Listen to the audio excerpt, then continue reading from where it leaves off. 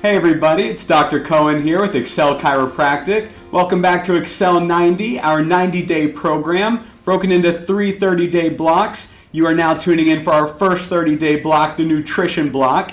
Coming up next, we will have our fitness block, followed by our final block, the mindfulness, where we really focus on all of our nutrition, our fitness, and that spiritual and emotional health as well. But right now we are in full swing with the nutrition block, and I am lucky enough to be here with Miss Linda Citron with Citron Nutrition. Thank you for being here today.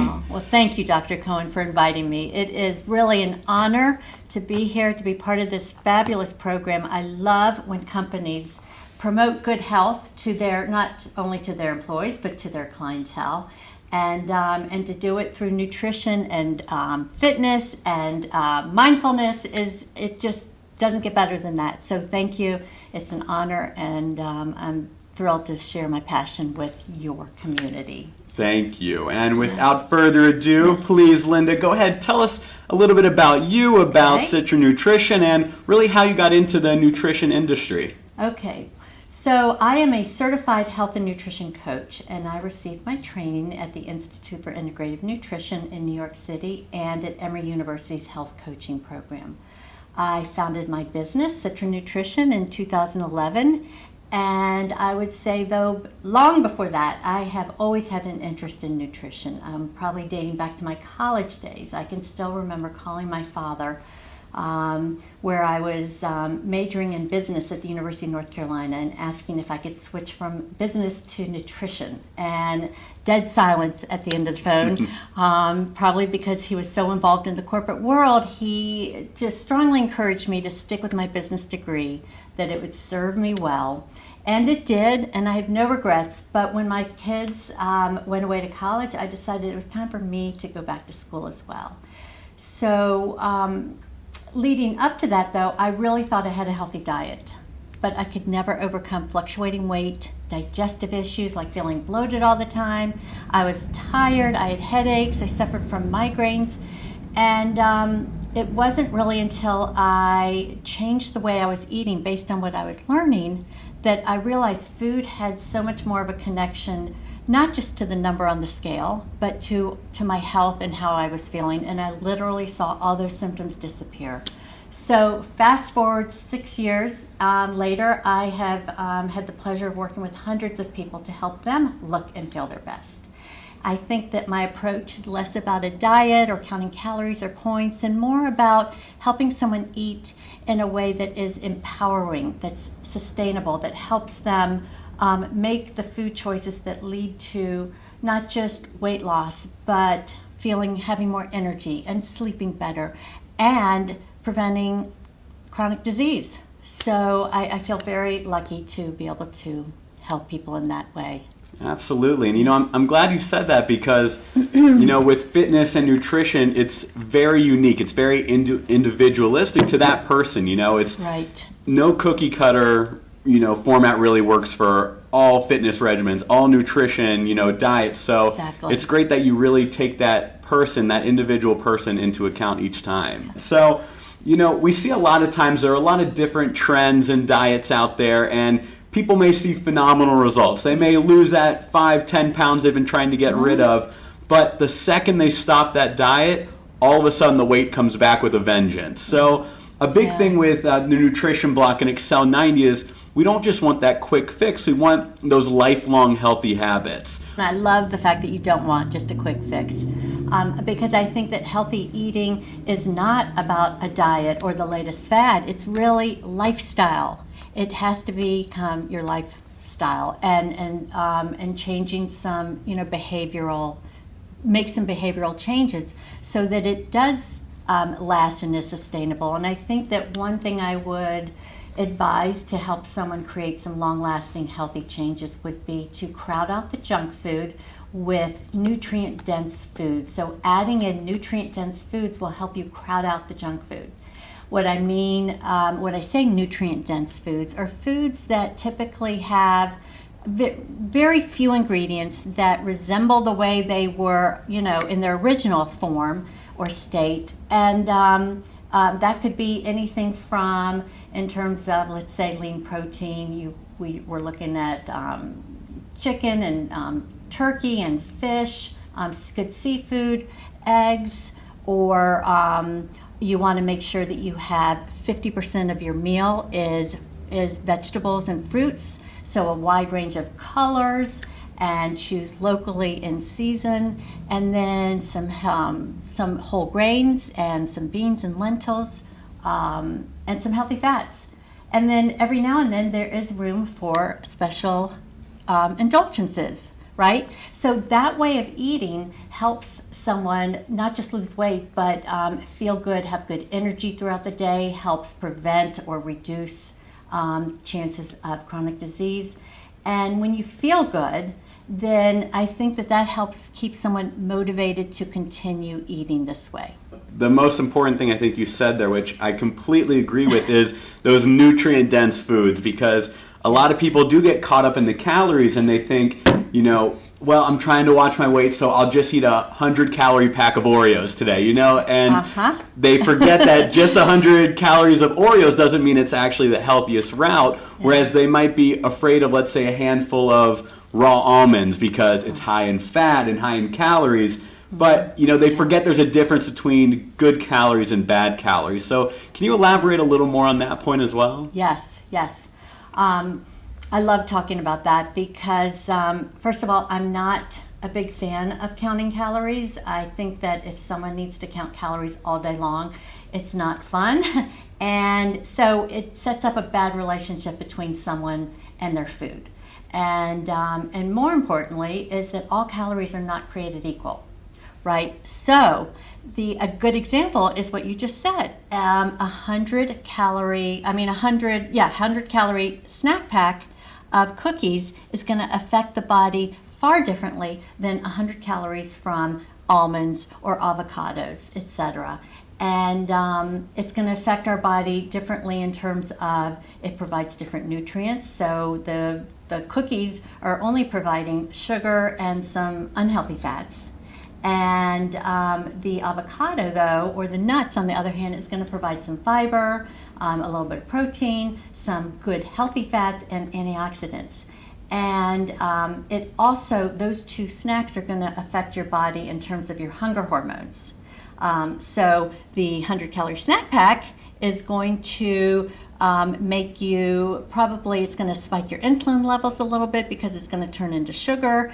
And then what happens is you're hungrier an hour later or even 5 minutes later, right? So exactly. Very few people can just, have one bag of those 100-calorie snack packs. They go back for another one and another one. And in all honesty, I really would rather someone have 200 calories from an apple and almonds than the 100-calorie snack pack.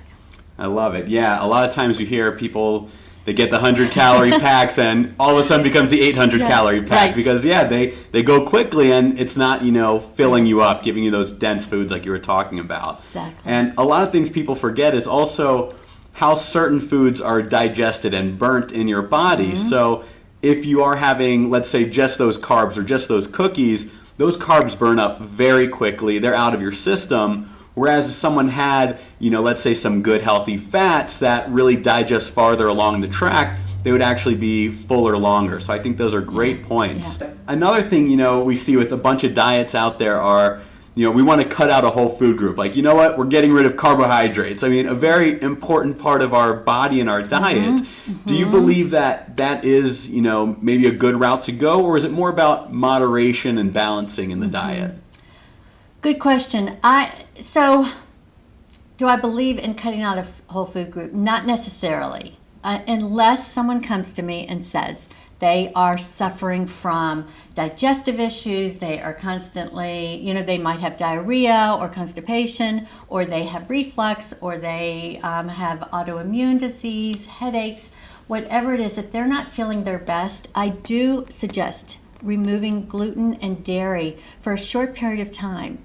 And so we eliminate that and then assess how they are feeling with those foods eliminated from their diet. And then I work with them to help them reintroduce those foods with, very methodically, so that we can really get a good handle on how those foods affect them. There are people that are, that cannot tolerate the dairy from cow's milk, dairy products from cows, but are fine with like a feta cheese or a goat cheese. And those are sometimes easier to digest for people. And then the gluten, many people feel better without the gluten in their diet. But what I, try to educate them on is that that's fine, but to not rely on those gluten-free packaged products, because those food manufacturers are taking the gluten out and they're putting some other things in that just might not help someone reach their health and weight loss goals. If someone is, if someone is not, doesn't have celiac disease, or they're not gluten intolerant, going gluten-free might not necessarily be the best thing for them. I would probably not have a problem if they have no issues with gluten, with them having more whole grains.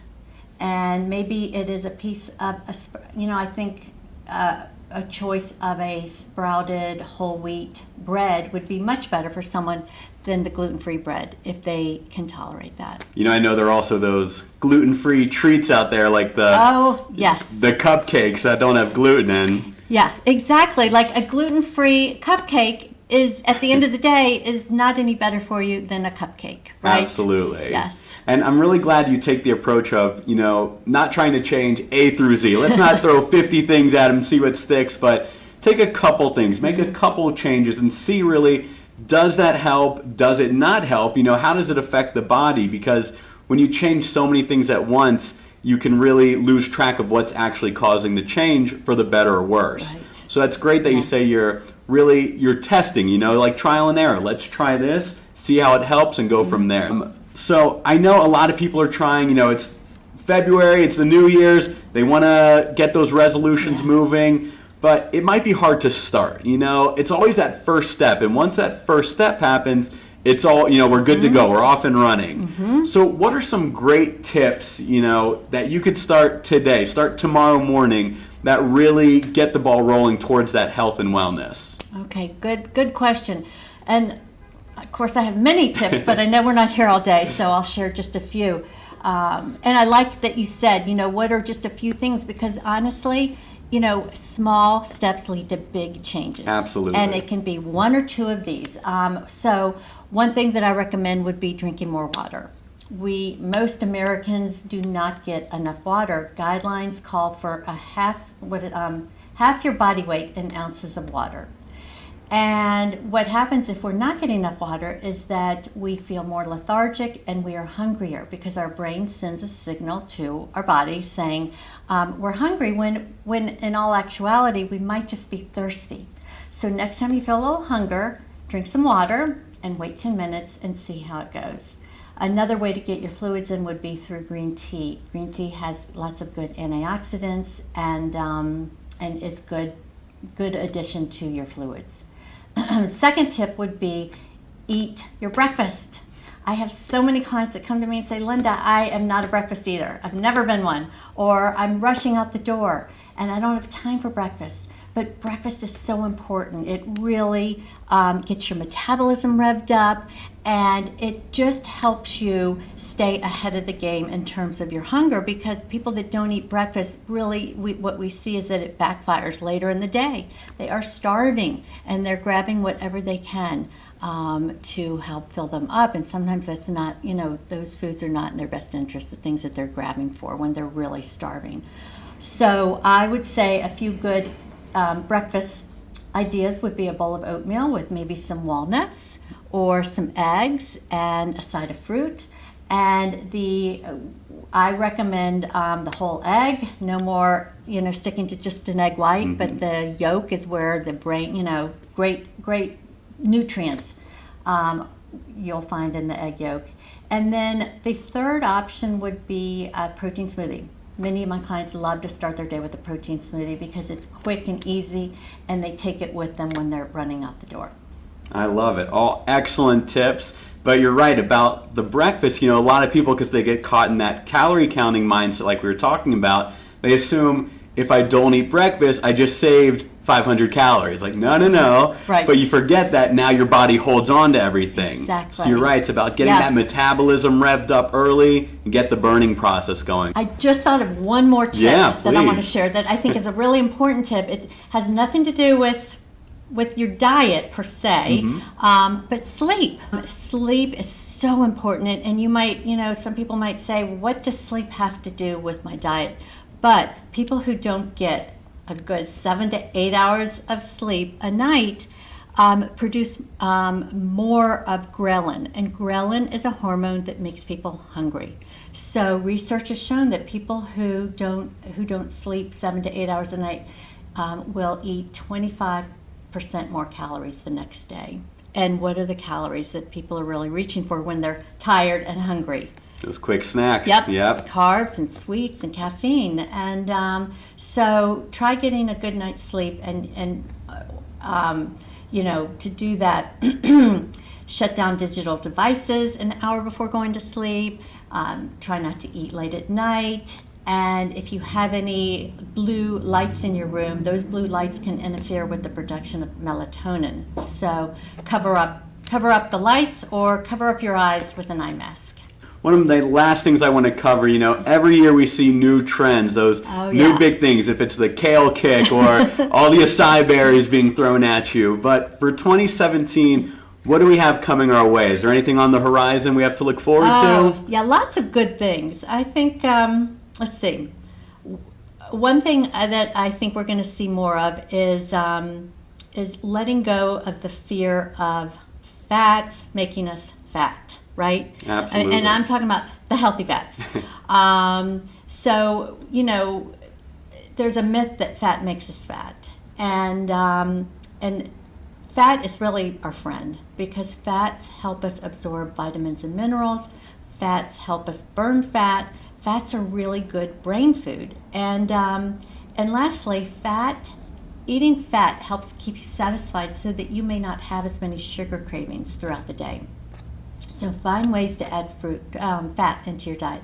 And then the other trend that I hope we see more of is for everyone to start taking a really good look at the sugar in their diet. And Americans are eating far too much sugar. It's impacting not only our weight, but our health. It's the number one contributor to chronic disease, heart disease, and diabetes, and Alzheimer's, and cancer. So try to really be, diligent about looking at labels. And I think that you were going to have a little bit more help from the food companies, because up until now, they have only had to list their sugar grams, total sugar grams. They didn't have to break it down into added sugar and natural sugar. And it's really the added sugars that we want to be careful of. So in the coming year, they will, or maybe it's 2 years out, but soon they will be designating the added sugar. Until then, check your ingredient list. And if you see any form of sugar in the first few ingredients, you know that product has a lot of sugar. And you want to just try to replace those with some healthier alternatives. And that's one thing that I love working with my clients on, is helping them find sweetness in other ways in their diet and in their life. One of my favorite things you said was, you're right, fat is our friend, because shameless plug for chiropractic, but people forget that our brain and our nervous system and our nerves, fat is a major component of that. And to take that out of your diet, like a lot of people do, or they try and avoid fat, can really start to show negative effects on our nervous system. And we see some issues show up in that sense. So as long as it's healthy, like you were saying, very healthy nuts or olives or olive oil, avocados, if we keep that good healthy fats in, we definitely see a lot of issues, that don't pop up later on in our life. And I think, guys, if you watch this once, you're going to miss a lot of stuff. You need to go back, watch it 3 or 4 times. Linda dropped a lot of golden nuggets here, so you got to go back and check this out. But I just want to thank you so much for being here. Thank you, Dr. Cohen. It was my pleasure. Thank you. And guys, really, this was incredible. I hope this was, a very good benefit for you guys. Again, this is EXCEL90 for Excel Chiropractic, and you are checking out the Nutrition Block here with Linda Citron with Citron Nutrition. So take care. Have a great day, guys.